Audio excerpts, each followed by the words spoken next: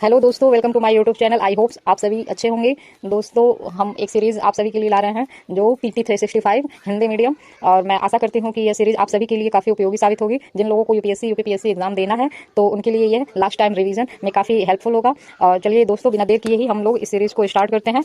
विज्ञान एवं प्रौद्योगिकी पहला सब्जेक्ट मेरा यहीं से होगा। यहाँ से क्वेश्चन भी ज़्यादा उठते हैं तो इस वजह से हम इसको ही सर्वप्रथम स्टार्ट कर रहे हैं। जैव प्रौद्योगिकी, जीनोम एडिटिंग सुर्खियों में क्यों? भारतीय शोधकर्ताओं ने जीनोम एडिटिंग तकनीक का उपयोग करके पहली बार कम तीखी गंध वाली सरसों की एक नई किस्म विकसित की है। अन्य सब संबंधित तथ्य, सरसों की यह नई किस्म कम तीखी गंध वाली है। इसका कारण यह है कि इसमें ग्लूकोसिनोलेट की मात्रा कम होती है। यह मात्रा स्वीकृत कैनोला क्वालिटी लेवल 30 भाग प्रति मिलियन या ppm शुष्क भार के रूप अनुरूप है। हालांकि ग्लूकोसिनोलेट का उच्च स्तर इसे बेस्वाद व सख्त बनाता है और तथा पशुओं में घेघा और आंतरिक अंग असामान्यताओं का कारण भी बनता है। सरसों की इस किस्म का उत्पादन CRISPR-Cas9 तकनीक का उपयोग करके किया गया है। इस किस्म को उच्च उपज वाली भारतीय सरसों की किस्म वरुणा के जीन में एडिटिंग करके विकसित किया गया है। यह पौधों को रोगजनकों, जानवरों आदि से भी बचाता है। फिर भारतीय सरसों में 120 से 130 ppm ग्लूकोसिनोलेट होता है। और यह CRISPR तकनीक कैसे कार्य करती है इसको देखते हैं हम लोग। Cas9 प्रोटीन कोशिका में गाइड RNA के साथ मिलकर Cas9 RNA कॉम्प्लेक्स का निर्माण करता है और यह कॉम्प्लेक्स एक स्पेसर पीले खंड के रूप में दर्शाया गया है। इसे सटे एक मैचिंग जीनोमिक DNA अनुक्रम से जुड़ता है। Cas9 RNA कॉम्प्लेक्स DNA की दोहरी लड़ियों डबल स्ट्रैंड को काटता है। प्रोग्राम DNA को इन कटे हुए हिस्सों से जोड़ दिया जाता है। जीनोम एडिटिंग के बारे में कुछ जानकारी ले लिया जाए। जीनोम एडिटिंग के जरिए सजीवों जैसे पादप, बैक्टीरिया और प्राणी के DNA में कुछ बदलाव किए जाते हैं। DNA को एडिट करने से शारीरिक लक्षणों जैसे आंखों के रंग में बदलाव और अन्य बीमारियों का भी खतरा भी कम हो सकता है। इसके तहत बदलाव करने के लिए साइड डायरेक्टेड न्यूक्लियस का उपयोग किया जाता है। इन बदलाव में कुछ संख्या में न्यूक्लियोटाइड को जोड़ना, उनमें से कुछ को हटाना या प्रतिस्थापित करना भी शामिल होता है। SDN का तात्पर्य अनुवर्ती जीनोम एडिटिंग को प्रभावित करने के लिए DNA तंतुओं को द्विखंडित करने की पद्धति से है। इस प्रक्रिया को संपादन की प्रकृति के आधार पर 3 श्रेणियों LDN1, LDN2, LDN3 में विभाजित किया जाता है। LDN1 और LDN2 दोनों में बाहरी एलन आनुवंशिक सामग्री का प्रवेश नहीं कराया जाता है। इसके परिणाम स्वरूप जो फसल प्राप्त होती है उनका पारंपरिक फसल किस्मों से भेद कर पाना मुश्किल होता है। दूसरा यह है कि दूसरी LDN3 जो है प्रक्रिया में बाहरी विदेशी मूल के जीन का प्रवेश भी कराया जाता है। इस संबंध में उपयोग की जाने वाली अन्य विधि CRISPR तकनीक है। जीनोम एडिटिंग की अन्य तकनीकों में शामिल है जिंक फिंगर न्यूक्लियस और transcription activator like effector nucleus. आनुवंशिक रूप से संशोधित सजीवों के विपरीत जीन एडिटिंग के तहत गुणवत्ता में सुधार के लिए मौजूदा आनुवंशिक सामग्री में संशोधन किया जाता है। गुणवत्ता में सुधार के लिए GMO को ट्रांसजीन विदेशज जीन शामिल किए जाते हैं।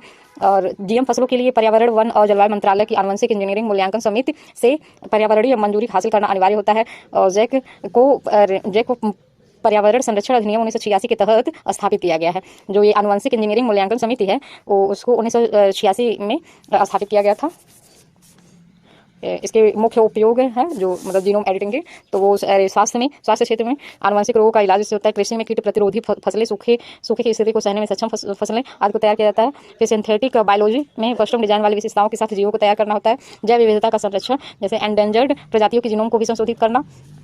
इससे संबंधित घटनाक्रम एवं अवधारणाएं। जीएम फसलों में अन्य प्रजातियों के जीन कृत्रिम रूप से शामिल किए जाते हैं। BT बैसिलस थोरिनजिनिस कपास, यह आनुवंशिक रूप से संशोधित फसल या ट्रांसजेनिक फसल है। इनमें मिट्टी में पाए जाने वाले जीवाणु बैसिलस थोरिनजिनिस के जीन को शामिल किया गया है। यह प्रोटीन का निर्माण करता है जो बालवार्म कीटों के लिए विषाक्त होता है। BT कपास एकमात्र जीएम फसल है जिसे भारत में व्यावसायिक खेती के लिए मंजूरी दी गई है। हालांकि ऐसा कहा जाता है कि इसने पिंक बालवार्म कीट के खिलाफ अपनी प्रभावकारिता को खो दी है। हाल ही में जैक ने राज्यों से एक नए प्रकार के ट्रांसजेनिक कपास के बीज का परीक्षण करने के लिए कहा है। इसमें Cry2AI जीन शामिल है जो कपास को पिंक बालवर्म के प्रति प्रतिरोधी बनाता है। BT कपास में बोलगार्ड 1, बोलगार्ड 2 तकनीक का उपयोग किया गया है। 2012 में BT वैगन की खेती की कोशिश की गई लेकिन इसका स्वास्थ्य और पर्यावरण पर नकारात्मक प्रभाव देखने को मिला था। GM मस्टर्ड हाइब्रिड 11 दिल्ली विश्वविद्यालय द्वारा विकसित ट्रांसजेनिक सरसों की एक किस्म है। इस किस्म में 2 बाहरी जीन्स बार्नेज और बारिस्टार को शामिल किया गया। इन्हें मिट्टी के पाए जाने वाले बैसिलस एमाइलोलिफेंसियंस नामक जीवाणु से लिया गया है। DMH11 का निर्माण सरसों की 2 किस्मों वरुणा और अर्ली हीरा 2 को मिलाकर किया गया है। DMH11 एक ट्रांसजेनिक फसल है क्योंकि इसमें विभिन्न प्रजातियों के बाहरी जीन का उपयोग किया गया है। Enzyme replacement therapy, United states food and drug administration ने दुनिया की पहली एंजाइम रिप्लेसमेंट थेरेपी को मंजूरी दी है। इस थेरेपी का नाम एडजिनमा है। यह पहला रिकॉम्बिनेंट आनुवंशिक रूप से संशोधित प्रोटीन उत्पाद है। इसे ऑन डिमांड ERT के लिए मंजूरी दी गई है। इससे कंजेनिटल थ्रोम्बोटिक थ्रोम्बोसाइटोपेनिक पुरपुरा नामक एक दुर्लभ ब्लड क्लॉटिंग विकार का इलाज किया जाएगा। जिन व्यक्तियों में एंजाइम की कमी होती है या फिर वह ठीक से कार्य नहीं कर रहा होता है तो उन्हें ईआरटी के तहत रिप्लेसमेंट एंजाइम दिया जाता है। रिकॉम्बिनेंट डीएनए टेक्नोलॉजी यह रिकॉम्बिनेंट डीएनए टेक्नोलॉजी यह पादपों की विभिन्न प्रजातियों में प्राणियों से पादपों तक और सूक्ष्म जीवों से बड़े जीवों तक जीन को स्थानांतरित करना इसके द्वारा संभव हो पाता है। मतलब एक तरह से यह है कि यह पादपों की विभिन्न प्रजातियों में प्राणियों से पादपों तक और सूक्ष्म जीवों से बड़े जीवों तक जीन को स्थानांतरित करना संभव बनाता है। जीन ड्राइव प्रौद्योगिकी जीडीटी जीन ड्राइव टेक्नोलॉजी पर आधारित परीक्षण के तहत मच्छरों की आबादी में काफ़ी कमी लाने में सफलता देखी गई है। इसके तहत मादा मच्छरों की जनन क्षमता को समाप्त कर दिया जाता है और इसके बारे में देख लिया जाए।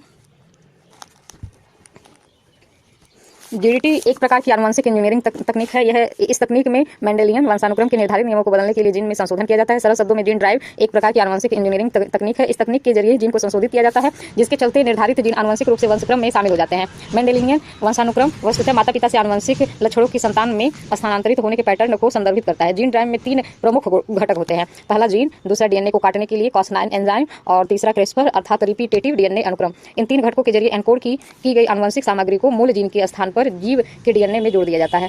इससे जोड़े गए जीन अगली पीढ़ी में स्थानांतरित होते हैं जिससे ये जीन तेजी से आबादी में फैल जाते हैं। मुख्य उपयोग इसके देखा जाए जीन ड्राइव टेक्नोलॉजी के मुख्य उपयोग यह है कि वेक्टर जनित बीमारियों पर नियंत्रण। जीडीटी का उपयोग मलेरिया, डेंगू और जीका वायरस फैलाने वाले मच्छरों को खत्म करने के लिए किया जाता है। और दूसरा यह है कि कृषिगत कीटों पर नियंत्रण। इसका उपयोग कृंतकों जैसे आक्रामक प्रजातियों को नियंत्रित करने के लिए भी किया जा सकता है। जीनोम अनुक्रमण जीनोम सीक्वेंसिंग यह सुर्खियों में क्यों था इसको देख लिया जाए। वैज्ञानिकों ने लॉन्ग रीड जीनोम अनुक्रमण तकनीक के जरिए वाई गुणसूत्र को सफलतापूर्वक अनुक्रमित किया है। जीनोम अनुक्रमण के बारे में डीएनए के स्टैंड में क्षार युग्मकों के सटीक क्रम का पता लगाना ही अनुक्रमण या सीक्वेंसिंग कहलाता है। यानी एडेनिन, साइटोसिन, ग्वानिन और थायमिन का क्रम जानना जो किसी जीव का डीएनए बनाते हैं। जीनोम किसी सजीव के डीएनए का पूरा सेट होता है। इसमें सभी गुणसूत्र शामिल होते हैं जिनमें डीएनए और जीन डीएनए के विशिष्ट खंड होते हैं। जीनोम अनुक्रमण के लिए लॉन्ग रीड तकनीक के अलावा शॉर्ट रीड तकनीक का भी उपयोग किया जाता है। शॉर्ट रीड अनुक्रमण इसमें अनुक्रमण करने से पहले जीनोम को छोटे खंडों में विभाजित कर दिया जाता है। इन खंडों में आमतौर से 50 से 300 क्षार युग्म होते हैं। इस तकनीक का उपयोग बहुलता वाले विशिष्ट अनुक्रमों की गणना करने और डीएनए अनुक्रम की विशिष्ट प्रतियों के बारे में जानने आदि के लिए किया जा सकता है। लॉन्ग रीड अनुक्रमण इसमें डीएनए को खंडों में विभाजित किया जाता है और इन खंडों की अनुक्रमण के लिए टैगिंग की जाती है ताकि प्रत्येक खंड को ट्रैक किया जा सके। हालांकि इन खंडों की लंबाई शॉर्ट रीड अनुक्रमण के खंडों से अधिक होती है, इसलिए इसमें क्षार युग्मों की संख्या भी अधिक होती है। अतः इसके तहत डीएनए के बड़े खंडों का अनुक्रमण किया जाता है। इस तकनीक की सहायता से डीएनए के बड़े खंडों से प्राप्त अनुक्रमण संबंधी नतीजों को एक पूर्ण डीएनए अनुक्रम में आसानी से असेंबल किया जा सकता है। साथ ही यह तकनीक अनुक्रम के दौरान वाई गुणसूत्र की जीन की रिपीटेटिव प्रकृति और वियर्ड लूप से संबंधित समस्या का भी समाधान आसानी से कर लेती है। एरियल मेटाजीनोमिक्स जीनोम का प्रत्यक्ष आनुवंशिक विश्लेषण। एरियल मेटाजीनोमिक्स में हवा से एकत्र किए गए माइक्रोबियल नमूनों की आनुवंशिक संरचना का अध्ययन किया जाता है। गुणसूत्र के बारे में देख लिया जाए। गुणसूत्र या क्रोमोसोम डीएनए के एकल अणु और प्रोटीन से बनी धागे जैसी संरचनाएं होती हैं। इनका मुख्य कार्य एक कोशिका से दूसरी कोशिका तक जीनोमिक जानकारी को पहुंचाना है। गुणसूत्र वस्तुतः पादपों और प्राणियों से मनुष्यों सहित में कोशिकाओं के केंद्रक या न्यूक्लियस में पाए जाते हैं। मनुष्यों में 22 युग्म में अलैंगिक गुणसूत्र होते हैं और एक युग्म लिंग निर्धारक गुणसूत्र XX या XY का होता है। अर्थात मनुष्यों में कुल मिलाकर 46 या 23 युग्म वाले गुणसूत्र होते हैं। वाई गुणसूत्र के बारे में थोड़ा सा जानकारी ले लिया जाए तो वाई अंतिम मानव गुणसूत्र है जिसे एक सिरे से दूसरे सिरे या टेलोमेयर टू टेलोमेयर T तक मतलब टेलोमेयर टू टेलोमियर तक अनुक्रमित किया गया है। टेलोमियर डीएनए अनुक्रमों तथा प्रोटीन से बनी ऐसी संरचनाएं हैं जो गुणसूत्र के सिरों पर पाई जाती हैं और उनकी रक्षा करती है। वाई गुणसूत्र पुरुषों में होता है। वाई गुणसूत्र में SRY जीन होते हैं। वाई गुणसूत्र में काफ़ी मात्रा में बेकार या जंक डीएनए भी होता है। तो फिर देखा जाए वाई गुणसूत्र पिता से नर संतानों में लगभग बिना किसी बदलाव के स्थानांतरित होता है। इसलिए वाई गुणसूत्र से संबंधित जानकारी विशेष रूप से किसी नर संतान की उसके पुरुष पूर्वज की वंशावली के साथ प्रत्यक्ष संबंध का बेहतर तरीके से वर्णन कर सकती है। एक्स और वाई गुणसूत्र के बीच तुलना देखा जाए तो एक्स और वाई को देखा जाए वो एक्स गुणसूत्र और वाई गुणसूत्र। एक्स गुणसूत्र में डिम्ब मतलब एक्स या शुक्राणु दोनों में हो सकता है और इसमें क्या है कि केवल शुक्राणु में होता है ये, और यह लंबा होता है। इसमें लगभग 900 प्रोटीन कोडिंग जीन होते हैं। यह वाई गुणसूत्र छोटा होता है, इसमें 100 प्रोटीन कोडिंग जीन होते हैं। एक्स गुणसूत्र ये महिला में XX के युग्म में और पुरुष में एकल रूप में XY के युग्म में होते हैं। और वाई गुणसूत्र ये पुरुष में एकल रूप में X के साथ और Y अर्थात XY के युग्म में होते हैं। और एक्स गुणसूत्र में ये संपूर्ण मानव जीनोम का 5% हिस्सा होते हैं और वाई गुणसूत्र में ये संपूर्ण मानव जीनोम का 2% हिस्सा होते हैं। और एक्स गुणसूत्र में इसमें XX जीनोटाइप होते हैं और वाई गुणसूत्र में इसमें XY जीनोटाइप होते हैं। इसके मुख्य उपयोग जीनोम सीक्वेंसिंग, यह स्वास्थ्य क्षेत्र में इसमें यूज होता है, तो ये रोगों का पता लगाने में, और दूसरा ये कृषि एवं फसल किस्म सुधार में वांछित गुणों की पहचान करने में इसका यूज होता है, और फॉरेंसिक विश्लेषण डीएनए फिंगरप्रिंटिंग में भी यह सहायक सिद्ध होता है, और पर्यावरणीय जीनोमिक्स जिसमें आनुवंशिक विविधता को समझने में भी इसका उपयोग किया जाता है। मानव जीनोम अनुक्रमण के लिए प्रमुख पहल मानव जीनोम परियोजना, इसे वर्ष 1990 में प्रारंभ किया गया था और वर्ष 2003 में इस कार्यक्रम को पूर्ण कर लिया गया था। इसमें कुल मानव जीनोम के लगभग 92% भाग का अनुक्रमण किया गया, और 2022 में टेलोमेर टू टेलोमेर कंसोर्टियम द्वारा संपूर्ण 100% मतलब मानव जीनोम का अनुक्रमण कर लिया गया है। तीसरा यह है कि जीनोम इंडिया परियोजना, यह जैव प्रौद्योगिकी विभाग की एक पहल है जिसका लक्ष्य रेफरेंस जीनोम बनाने के लिए पूरे भारत में नागरिकों से 10,000 आनुवंशिक नमूने एकत्र करना है। हाल ही में डीबीटी ने 10,000 मानव जीनोम का अनुक्रमण पूरा करने की घोषणा की है, और इंडिजेन प्रोग्राम इसे CSIR 10 ने अप्रैल 2019 में शुरू किया था। इसके तहत देश भर में लिए गए 1029 स्वघोषित स्वस्थ भारतीयों के संपूर्ण जीनोम अनुक्रमण पूरा कर लिया गया है। थ्री पेरेंट बेबी, ये देखा जाए कि ये सुर्खियों में क्यों था, और इसमें देखा जाए तो यूके में माइटोकॉन्ड्रियल डोनेशन ट्रीटमेंट प्रक्रिया की सहायता से एक शिशु का जन्म हुआ है। गौरतलब है कि शिशु के जन्म की इस प्रक्रिया में 3 व्यक्तियों, माता पिता और एक महिला दाता के डीएनए का प्रयोग किया गया था। तो इसमें देखा जाए थोड़ा सा माइटोकॉन्ड्रिया के बारे में जानकारी ले लिया जाए। इसे कोशिकाओं का पावर हाउस कहा जाता है, कोशिकाओं के लिए ऊर्जा उत्पन्न करता है, और माइटोकॉन्ड्रियल डीएनए केवल माता से ही प्राप्त होता है। माइटोकॉन्ड्रियल डोनेशन ट्रीटमेंट के बारे में थोड़ा सा देख लिया जाए।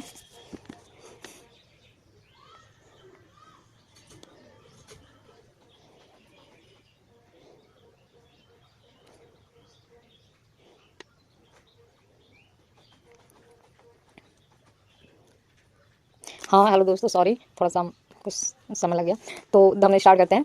एमडीटी इन विट्रो फर्टिलाइजेशन की मदद से गर्भ धारण हेतु उपयोग करने वाली एक तकनीक है। इसमें माता पिता के जेनेटिक मटेरियल और एक डोनर दाता की माइटोकॉन्ड्रियल मटेरियल का उपयोग किया जाता है। इस तकनीक में रोगग्रस्त माइटोकॉन्ड्रिया को स्वस्थ माइटोकॉन्ड्रिया में से बदल दिया जाता है ताकि माइटोकॉन्ड्रियल रोग माता से संतान में हस्तांतरित न हो सके। इसे एमडीटी तकनीक का उपयोग करके IVF के पहले या उसके बाद रोका जा सकता है। इसे माइटोकॉन्ड्रियल रिप्लेसमेंट थेरेपी भी कहा जाता है। साथ ही 3 व्यक्तियों के शामिल होने के कारण इसे 3 पेरेंट बेबी प्रक्रिया के रूप में भी जाना जाता है। एमडीटी की क्रिया विधि, मतलब इसको ये समझेंगे कि ये कैसे काम करता है। भ्रूण में बायोलॉजिकल माता पिता के अंडाणु और शुक्राणु का तथा डोनर के अंडाणु से प्राप्त माइटोकॉन्ड्रिया शामिल होता है। माइटोकॉन्ड्रियल डोनेशन में प्रयोग की जाने वाली आम तकनीकें जैसे मैटरनल स्पिंडल ट्रांसफर और pro nuclear transfer. Mitochondrial donation में प्रयोग की जाने वाली 2 आम तकनीकें हैं। इन दोनों तकनीकों में न्यूक्लियर जेनेटिक मटेरियल और डोनेट किए गए स्वस्थ माइटोकॉन्ड्रिया का उपयोग करके अंडाणु या भ्रूण को तैयार किया जाता है। इसके उपयोगों को देख लिया जाए तो माइटोकॉन्ड्रियल डोनेशन ट्रीटमेंट यह है, इसका मुख्य उपयोग आनुवंशिक सुधार के लिए किया जाता है। उन महिलाओं में जो बायोलॉजिकल संतान प्राप्त करने में मतलब मदद उन महिलाओं को किया जाता है कि जो बायोलॉजिकल संतान प्राप्त करने में मदद मिल सकती है। मतलब समझ लीजिए कि एक तरह से कि यह आनुवंशिक सुधार के लिए इसका यूज किया जाता है। उन महिलाओं को बायोलॉजिकल संतान प्राप्त करने में इससे मदद मिल सकती है जिनके अंडाणुओं की गुणवत्ता निम्न स्तर की है। और दूसरा यह है कि जनन संबंधी स्वतंत्रता, ऐसी महिला कपल्स को लाभान्वित यह कर सकता है जो आनुवंशिक रूप से दोनों से संबंधित संतान प्राप्त करने हेतु इच्छुक हैं। संबंधित घटनाक्रम कोशिका मुक्त डीएनए, तो कोशिका मुक्त डीएनए न्यूक्लिक एसिड के छोटे छोटे टुकड़े हैं। ये कोशिकाओं से निकलते हैं तथा कोशिका के बाहर प्लाज्मा, मूत्र और प्रमस्तिष्क मेरु द्रव के रूप में शरीर के तरल पदार्थों में पाए जाते हैं। ऑटो इम्यून रोग, कैंसर जैसे रोग की स्थितियों में रक्त में CF डीएनए की मात्रा बढ़ जाती है। CF डीएनए के उपयोग, मतलब इसका मतलब ये ऑटो इम्यून रोग और कैंसर जैसे रोग की स्थितियों में रक्त में CF डीएनए की मात्रा बढ़ जाती है। तो देखते हैं इसके उपयोग क्या है। इससे भ्रूण में आनुवंशिक विषमताओं का पता लगाया जाता है, मतलब पता लगाया जा सकता है। साथ ही यह कैंसर का शीघ्र पता लगाने, उसका निदान करने तथा उपचार में भी सहायक हो सकता है। और अंग प्रत्यारोपण के बाद प्रतिरक्षा प्रतिक्रिया की निगरानी करने और बायोमार्कर के रूप में भी इसका यूज किया जा सकता है। मॉलिक्यूलर मोटर, ये शोधकर्ताओं ने एक नई तरह की मॉलिक्यूलर मोटर की खोज की है जिसे मोटर प्रोटीन भी कहा जाता है। मॉलिक्यूलर मोटर कोशिका के भीतर मौजूद काफी महत्वपूर्ण मॉलिक्यूलर मशीनें होती हैं। ये ATP नामक मॉलिक्यूल में संग्रहित रासायनिक ऊर्जा को यांत्रिक कार्य में परिवर्तित करती हैं। हम लोग स्टेम सेल्स के बारे में अब जानेंगे। तो ये सुर्खियों में क्यों है ये देखा जाए तो वैज्ञानिकों की एक टीम ने स्टेम सेल्स का उपयोग करके विश्व के पहले कृत्रिम मानव भ्रूण जैसी संरचनाओं का विकास किया है।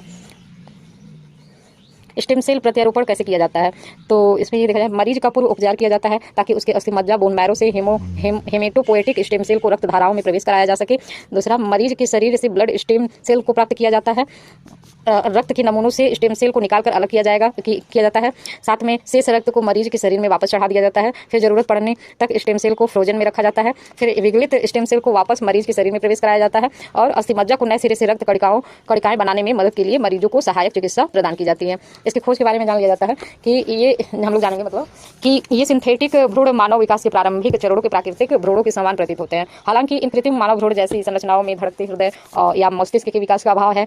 मतलब हालांकि इन कृत्रिम मानव भ्रूण जैसी संरचनाओं में धड़कते हृदय एवं मस्तिष्क के विकास का अभाव है, परंतु इनमें ऐसी कोशिकाएं जरूर हैं जो गर्भनाल, अंडपित कोष और भ्रूण का रूप ले सकती हैं। सिंथेटिक भ्रूण के लाभ हैं। यह मॉडल वैज्ञानिकों को आनुवंशिक विकारों के प्रभाव को समझने में मदद करेगा।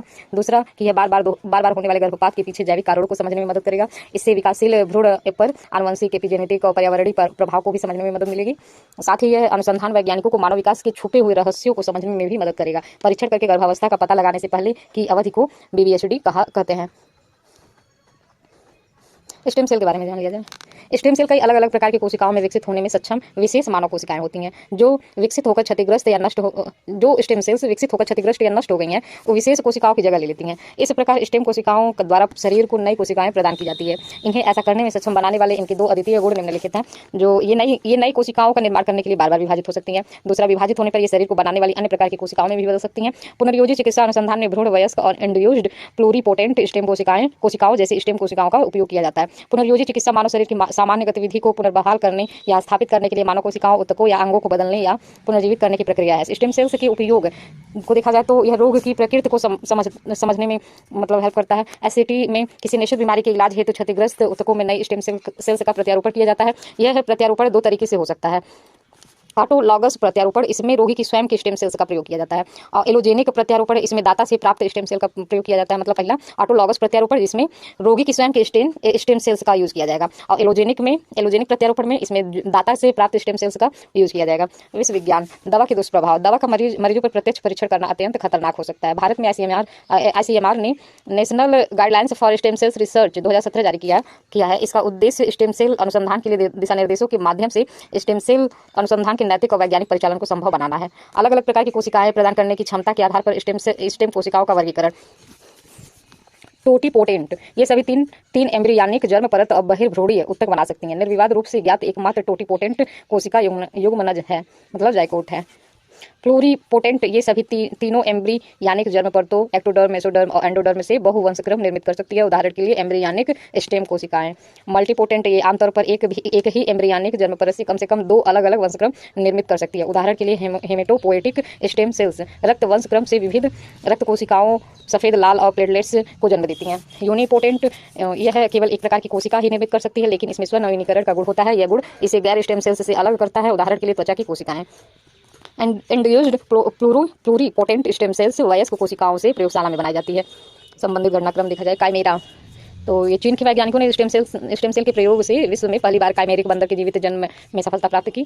दूसरा, काइमेरा ऐसे एकल जीव होते हैं जो आनुवंशिक रूप से भिन्न प्राणियों की कोशिकाओं, जीनोटाइप से बने होते हैं। काइमेरा के मुख्य प्रकार, पहला प्राकृतिक देखा जाए तो जंतु जगत में मनुष्य सहित काइमेरिज्म के कई उदाहरण हैं। उदाहरण के लिए लिया जाए तो भ्रूण की आनुवंशिक सामग्री के अंश बच्चे के जन्म के कई वर्षों बाद माता के ऊतकों में देखे जाते हैं। यह माइक्रो काइमेरिज्म का उदाहरण है। और कृत्रिम रूप से देखा जाए तो इसे स्टेम कोशिका प्रत्यारोपण या बोन मैरो प्रत्यारोपण के जरिए प्राप्त किया जा सकता है। CAR T सेल थेरेपी सर्दियों में क्यों? हाल ही में NextCAR19 की मदद से कैंसर के एक मरीज का इलाज किया गया। NextCAR19 भारत की पहली स्वदेशी chimeric antigen receptor T cell CAR T cell therapy है। और इनसे संबंधित तथ्य को देखा जाए तो यह केंद्रीय औषधि मानक नियंत्रण संगठन ने स्वदेशी रूप से विकसित chimeric antigen receptor T cell therapy NextCAR19 को मंजूरी दी है। इसे immuno adoptive cell therapy company ने विकसित किया है। यह कंपनी IIT बॉम्बे और टाटा मेमोरियल हॉस्पिटल के सहयोग से स्थापित की गई है। और सैडको केंद्रीय औषधि प्राधिकरण है, CDSCO एक केंद्रीय औषधि प्राधिकरण है। इसकी स्थापना औषधि एवं प्रसाधन सामग्री अधिनियम 1940 के तहत की गई। यह केंद्र सरकार द्वारा सौंपे गए कार्यों के निर्वहन करता है। प्रमुख कार्य, दवाओं की आयात पर विनियामकीय नियंत्रण, नई दवाओं और नैदानिक परीक्षणों की मंजूरी देना आदि। इनका मतलब इनका प्रमुख कार्य ये है कि दवाओं की आयात पर विनियामकीय नियंत्रण, नई दवाओं और नैदानिक परीक्षणों की मंजूरी देना। कार्टी सेल थेरेपी से जुड़े अन्य तथ्य। CAR T cell therapy cellular immunotherapy इलाज का एक नया प्रकार है। इसमें उपचार के लिए टी कोशिकाओं का उपयोग किया जाता है। इस उपचार विधि में टी कोशिकाओं को प्रयोगशाला में आनुवंशिक रूप से परिवर्तित किया जाता है। इसके बाद ये परिवर्तित कोशिकाएं कैंसर कोशिकाओं की पहचान करके उन्हें प्रभावी ढंग से नष्ट कर देती हैं। टी कोशिकाएं प्रतिरक्षी श्वेत रक्त कोशिकाएं होती हैं जो ये संक्रमण पैदा करने वाले रोगजनकों, वायरस, बैक्टीरिया, कवक और परजीवी तथा कैंसर कोशिकाओं जैसे हानिकारक कोशिकाओं को पहचान कर उन पर हमला करती हैं। कार्टी कैसे कार्य करती है तो ये देखा जाए तो ये शरीर की प्राकृतिक रोग प्रतिरोधक क्षमता में सहयोग करने वाली श्वेत रक्त कोशिकाओं को प्राप्त करने के लिए रोगी से रक्त का नमूना लिया जाता है। इन श्वेत रक्त कोशिकाओं को टी कोशिका कहा जाता है। प्रयोगशाला में आनुवंशिक संशोधन के जरिए टी कोशिकाओं में काइमेरिक एंटीजन रिसेप्टर नामक प्रोटीन शामिल किया जाता है। फिर प्रयोगशाला में लाखों की संख्या में कार्टी कोशिकाओं के प्रतिरूप निर्मित किए जाते हैं। इसके बाद उन्हें कैंसर कोशिकाओं को नष्ट करने के लिए कैंसर से पीड़ित रोगी के शरीर में पहुंचाया जाता है। फिर ये संशोधित कार्टी कोशिकाएं कैंसर कोशिकाओं की पहचान करके उनसे जुड़ जाती हैं। इसके बाद कार्टी कैंसर कोशिकाओं को नष्ट करने के लिए सक्रिय हो जाती हैं। नेक्स्ट कार 19 एक्टालिकैप्टा जीन आर्टोल्यूस के बारे में देखा जाए तो इस थेरेपी को उन कैंसर कोशिकाओं को लक्षित करने के लिए डिजाइन किया गया है जो CD19 प्रोटीन की बनी होती हैं। बी लिम्फोसाइट्स के लिए कैंसर कोशिकाओं को पहचानने में CD19 प्रोटीन एक बायोमार्कर के रूप में कार्य करता है। बायोमार्कर एक मापने योग्य जैविक संकेतक होते हैं। ये शरीर में होने वाली सभी सामान्य जैविक प्रक्रियाओं, रोग के बढ़ने या चिकित्सा के प्रभाव को दर्शाते हैं। इस थेरेपी से बी सेल लिम्फोमा और ल्यूकेमिया जैसे मतलब ब्लड कैंसर का उपचार भी किया जाएगा। मतलब इस थेरेपी से बी सेल लिम्फोमा और ल्यूकेमिया मतलब ब्लड कैंसर का उपचार भी किया जाएगा। कैंसर कोशिकाओं को लक्षित करने के लिए रोगी की टी कोशिकाओं को आनुवंशिक रूप से संशोधित किया जाता है, जबकि कीमोथेरेपी में दवाओं का उपयोग किया जाता है। और इसके लाभ देखा जाए तो उच्च सटीकता, एकल या कुछ एक इन्फ्यूजन आधारित उपचार, व्यक्तिगत उपचार। कार्टी थेरेपी अपनाने में चुनौतियां। यह कार्टी कोशिकाओं के प्रसार का कारण बनता है जिससे साइटोकिन रिलीज सिंड्रोम हो जाता है। जब रक्त प्रवाह में प्रचुर मात्रा में साइटोकिन स्रावित होने लगता है तो CRS का साइटोकिन रिलीज सिंड्रोम, इससे मतलब जब रक्त प्रवाह में प्रचुर मात्रा में साइटोकिन स्रावित होने लगता है तो उसे साइटोकिन रिलीज सिंड्रोम कहा जाता है। इससे तीव्र प्रतिरक्षा प्रणाली प्रतिक्रिया शुरू हो जाती है। साइटोकिन सामान्य प्रतिरक्षा प्रतिक्रिया में महत्वपूर्ण भूमिका निभाते हैं, लेकिन साइटोकिन का अति उत्पादन एक ऐसी प्रतिरक्षा प्रतिक्रिया का कारण बनता है जो अंगों, विशेष रूप से फेफड़ों और गुर्दों को नुकसान पहुंचा सकता है और यहाँ तक कि मृत्यु का कारण भी बन सकता है। साइटोकिन स्टॉर्म किसी संक्रमण, ऑटो इम्यून स्थिति या अन्य बीमारी के परिणाम स्वरूप हो सकता है। न्यूरोलॉजिकल विषाक्तता भी एक अन्य चुनौती है। थोड़ा सा लिम्फोसाइट के बारे में भी देख लिया जाए। लिम्फोसाइट एक प्रकार की श्वेत रक्त कोशिकाएं हैं जो रक्त में प्रवाहित होती हैं। ये हमारे शरीर की प्रतिरक्षा प्रणाली का हिस्सा है।